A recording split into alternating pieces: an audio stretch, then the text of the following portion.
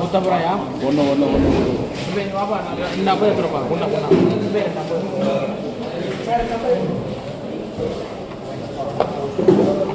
அந்த இதெல்லாம் போடல ஒரு பாப்பா அண்ணா ஜீப் அண்ணா ஒரு பாட்டு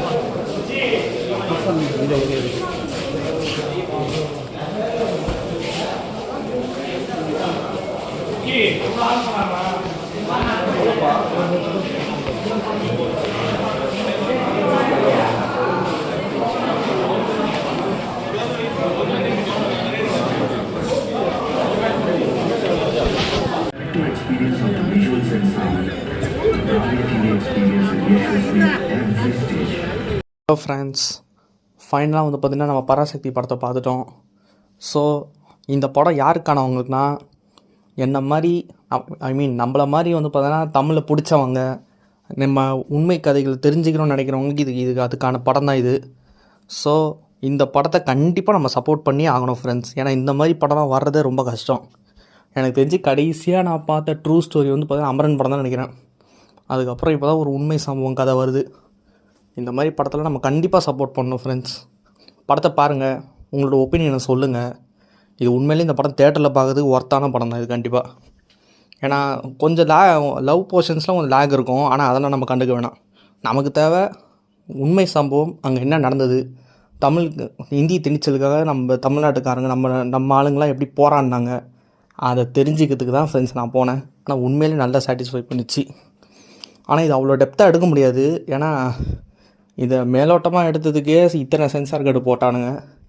இதில் வேறு என்ன உண்மையை வந்து உள்ளே இன்னும் நல்லா திணிச்சானுங்கன்னா கண்டிப்பாக படத்தை பேன் பண்ணியிருப்பானுங்க. ஸோ முடிஞ்ச அளவுக்கு அவங்க எவ்வளோ சொல்ல முடியுமோ கருத்துக்களை சொல்லிட்டானுங்க.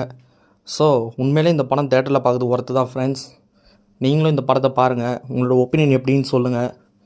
ஏன்னா இந்த மாதிரி படத்தெல்லாம் நம்ம சப்போர்ட் பண்ணால் தான் நம்ம தமிழ் சினிமாவுக்கு இன்னும் நிறைய வந்து பார்த்திங்கன்னா புது படமாக புது ட்ரூ ஸ்டோரி படமாக நிறைய வரும்.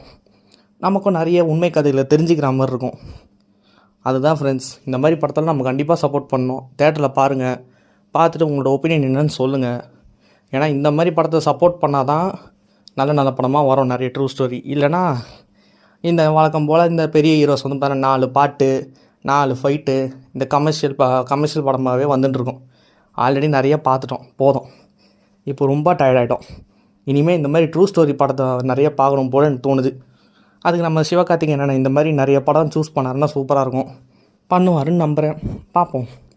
பிகாஸ் சினிமான்றது வெறும் என்டர்டெய்னிங் மட்டும் இல்லை friends, it's an educating also. So இந்த மாதிரி படத்தெல்லாம் சப்போர்ட் பண்ணுங்கள். அப்போ தான் நமக்கு நிறைய நல்ல படம், நிறைய ட்ரூ ஸ்டோரி, நிறைய கற்றுக்கிறதுக்கான நிறைய படம் வரும். ஸோ ஓகே ஃப்ரெண்ட்ஸ், படத்தை பாருங்கள், உங்கள் ஒப்பீனியன் என்னன்னு சொல்லுங்கள்.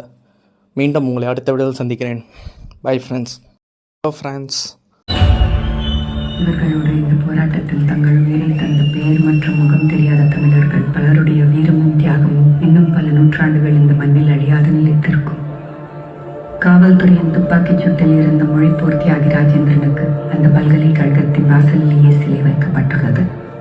தமிழ்நாடு மட்டுமல்ல, ஆந்திரா, கேரளா, கர்நாடகா என்று இந்தி பேசாத மாநிலங்களின் மாணவர்கள் அனைவரும் தங்கள் மாகாணங்களில் இந்தி திணிப்பை எதிர்த்து போராடினார்கள்.